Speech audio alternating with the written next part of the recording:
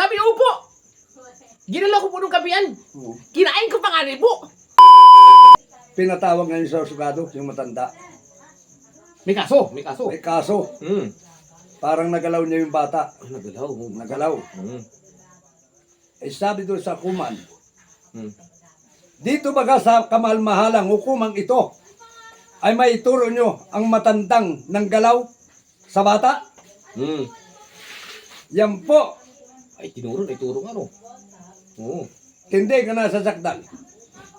Dumating ngayon, nandun yung attorney na babae na kinuha ng matanda para siya ipagtanggol.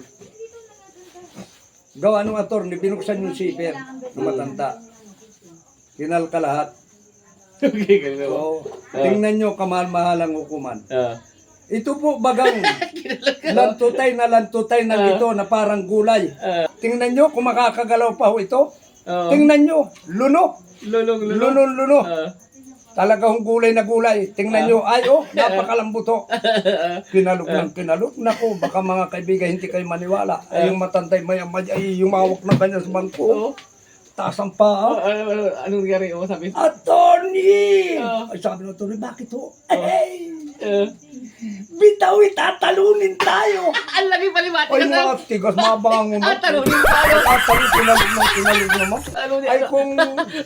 Anong yabang ng kwento na limpo yung mga ludi, ano? Yan ang tiyo ko. Pero kontrahin natin, yan may kwento rin tiyo ako.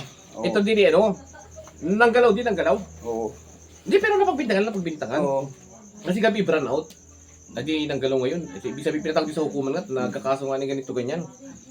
Adi ngayon, parang gano'n sa kwento mo. Sabi, din sa hukumang ito, ay may ituro ba kung sinong gumalaw sa iyo? Itinuro siya. Ito po. Tinuro. Kasi hindi pinaupo dun sa harap. Siyempre, manumpa, may hawak pa kayo, nanumpa.